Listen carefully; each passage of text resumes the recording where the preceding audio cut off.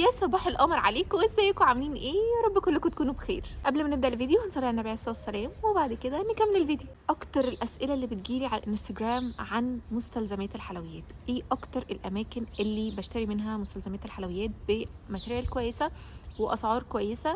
فالفيديو ده هقول لكم فيه كل حاجه. اول مكان معانا يا جماعه دايموند، اكيد دايموند يا جماعه من اكتر الاماكن اللي بجد الماتيريال بتاعتها رهيبه باسعار بجد خرافيه. يعني تحسوا ان انتوا بتشتروا منه جمله وانتوا بتشتروا منه عادي، يعني مش جمله ولا حاجه. يعني حرفيا بنصح اي حد لسه بادئ مشروع، طبعا اكيد مش هتجيب اول ما تبدا مشروع مش هتجيب كميات كبيره، فبتبدا تجيب كميات صغيره. فوش دايموند يا جماعه، لان اسعاره بجد هتحس ان انت بتتعامل اكنك بتتعامل في جمله، يعني في اسعار المحلات التانية اكنك بتتعامل بسعر الجمله. فالفيديو ده متاخر شويتين، معلش يا جماعه كالعاده، طبعا متاخر عن اي حاجه، ولكن افتكرته لما اشتريت شويه حاجات كده برضو هوريها لكم.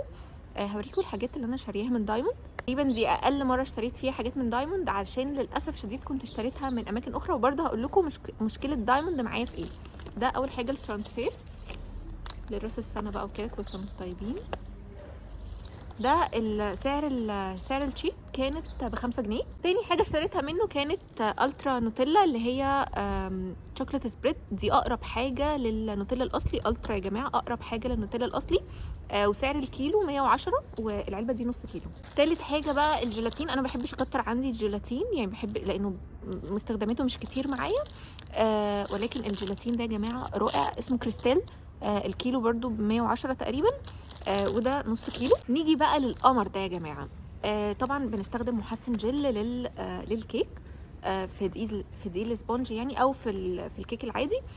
وبيفرق يا جماعه، حتى في الدقيق الاسبونج الناس اللي بتقول لا مش بيفرق، لا بيفرق جدا طبعا في القوام وفي الهشاشه وفي كل حاجه.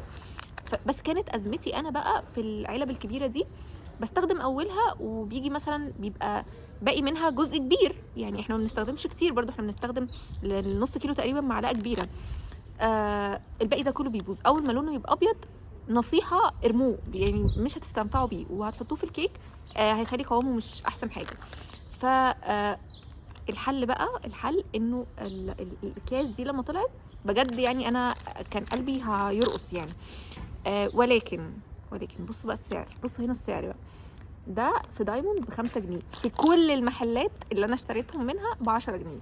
فدي الفكره بقى اللي انا بقول لكم، ان الماتيريال هتلاقوها تحفه، وفي نفس الوقت اسعاره خرافيه. اخر حاجه اشتريتها منه المره دي، وده كان غباء مني طبعا، اني نسيت خالص المقاس. انا عندي نفس السكرابر ده، وكنت عايزه المقاس ال30، بس لما قال لي 22 ما ركزتش في المقاس لاني كنت بطلب طلبات تانية. وللاسف الشديد ده جبته وهو نفس اللي عندي بالظبط، بس سعره برضو ستيل ارخص سعر من اللي انا اشتريته. انا كنت شاريه اصلا ب80، ومن فتره كبيره يعني تقريبا من سنه كنت شاريه ب80، ده ب60 دلوقتي. فبجد يعني اسعاره رهيبه. تاني مكان بشتري منه وهقول لكم برضو مميزاته وعيوبه، محل كريم شانتيه. كريم شانتيه يا جماعه انا كنت مصوره فيديو كامل عنه، هو تقريبا فيه كل مستلزمات الحلويات. ميزته بقى معايا اني لما بطلب الحاجه بتجيني في نفس اليوم. فدي اكتر ميزه انا يعني شايفاها في محل كريم شانتيه، ان انا في حاجات مثلا انا بكتشفها وانا بشتغل، فلا ده انا عايزاها دلوقتي. فدايموند ما بيجيبش الحاجه دلوقتي، دايموند بيجيب الحاجه ممكن يومين، او لو اسرع حاجه مثلا ممكن تاني يوم. فدي مشكله دايموند معايا، اني احيانا كتير ما بلحقش. فانا عايزه حاجه دلوقتي، فعلى طول كريم شانتيه طبعا من اكتر المميزات اللي فيه ان هو دلوقتي. اول حاجه بقى اشتريتها منه كان الترانسفير اللي هو البيت، شكله قمر قوي، وان شاء الله هنعمله برضو في حلقه مع بعض. ده كان الواحده ب7.5.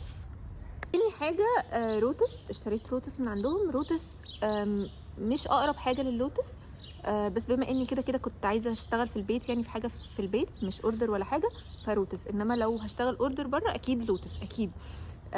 وبديل لوتس جولدن باك، اقرب حاجة اللوتس، بس كتفضيلي الشخصي لوتس طبعا.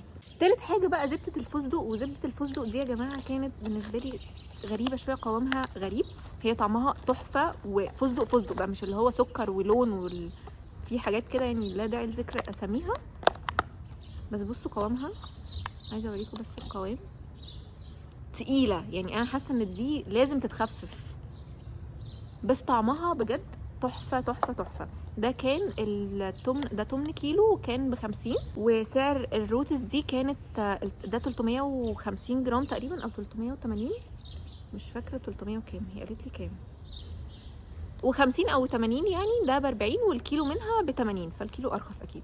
بس بما ان كده كده انا مش محتاجه غير العبوه دي، وكده كده للبيت يعني، يا رب البيت ما يتفرجوش عليها، فهي يعني هي دي كانت كويسه. كان بيبيع كريم شانتيه، بيبيع الورود الصناعيه، طبعا بتدي شكل التورت وهم يعني. وطبعا الناس يعني في ناس كتير بتطلب ان مش عاجين سكر، لان كده كده الورده دي مش هتتاكل، فخليها ورده صناعي احسن. فدي كل ورده فيهم كانت ب10 تقريبا او 10. بس زعلت قوي لان انا كنت عايزه الاحمر الغامق، اتضايقت قوي في الحته دي، بس ما علينا. بس الورده البيتا كان شكلها قمر. دي بقى من حاجات راس السنه، اللي هو اسمه ايه، سبرينجلز، وده سبرينجلز برضو، وده اللولي الاخضر، وده اللولي الاحمر. وتالت حد بلجأ له في مستلزمات الحلويات، وهي شركه الحمد للتغليف والاكليريك، وبيج كده او جروب اونلاين، لا بيج ولا جروب مش فاكره، حاجه اونلاين يعني، هحط لكم طبعا اللينك في الديسكربشن. مستلزمات الحلويات، لمستلزمات الحلويات، وعندهم علب طبعا وحاجات كده. بس بما اننا يعني في فيديو واحد بقى بحاجات راس السنه وكده، فهجيبها معاهم، مع ان كان نفسي يبقى فيديو لوحده حاجات الاونلاين، لان المحلين اللي هم دايموند وكريم شانتيه دول محلات بس بيوصلوا عادي. بس كان نفسي بقى الاونلاين كله يبقى في فيديو واحد، بس بما اننا في راس السنه فخلاص يلا كل واحد. ده قطعه الفروزن، وده مولد الغزاله، بصوا قد ايه شكله قمر. ده كان ب100، وده كان مش عارفه 35 تقريبا. هو اسعاره برضو كويسه، واحلى حاجه بحبها فيه عنده حاجات ما بتتواجدش في اماكن تانية. بصوا بقى القمر ده، بصوا بصوا بصوا القمر ده، شكله بجد قمر، وبيخلي شكل اي تورته في حته تانية حرفيا. ده التوبر ده كان ب 16 جنيه. مولد الهاف بول ده كان المقاس ده مش عندي، وكنت محتاجاه عشان كور والحاجات دي. هنعمل برضو الكور دي بتاعت الجولد والسيلفر السيلفر والحاجات دي في حلقة برضو ان شاء الله. ده كان ب75. نيجي بقى للأساور الرهيبة دي، اكيد انتوا عرفتوا ده ايه، بتاع الكرواسون رول، وان شاء الله برضو نعمله مع بعض. ده كان انا كنت جايباه ب10، ولكن تاني اسبوع على طول غلي وبقى ب15 الواحده، فمش عارفه. بس في دايموند ب10 استيل ب10 برضو، فاسالوا هنا واسالوا هنا، يمكن غلي في دايموند برضو مش عارفه. بس انا لسه سائله عليه في دايموند اول امبارح تقريبا كان ب10، فالحقوا يا جماعه عشان الاسعار هتغلى تاني. ده الدست الاسود، كنت بدور عليه جدا جدا جدا، اسود دست ما بيتواجدش بسهوله يعني، فاخيرا لقيته. كان ب 29 تقريبا، 29 او 27 مش فاكره. اللولي القمر بقى، القمر بجد. ده اللولي المستورد مش العادي، لان في عادي مش احسن حاجه، وفي المستورد مش عارف، انا عايزه افتحه لكم كده. بس هنا السيلفر، لما جالي السيلفر كان احلى من الجولد. الجولد حسيته كده يعني مش جولد صريح، لان انا جبت الجولد الصريح قبل كده من برضو حاجه اونلاين تانية. كنت عايزه الم لكم اونلاين مره واحده، بس ما علينا يعني، ان شاء الله هيبقى في بارت 2 اكيد. كان جولد صريح اكتر من كده بكتير، فالسيلفر عجبني والجولد بصراحه ما عجبنيش. العلبه من دي كانت ب35. استنوا كده احطها لكم، افتحها لكم، بس انا حاطه الحاجات جنبي على الارض. اوه لسه مقفوله، ثواني اهو.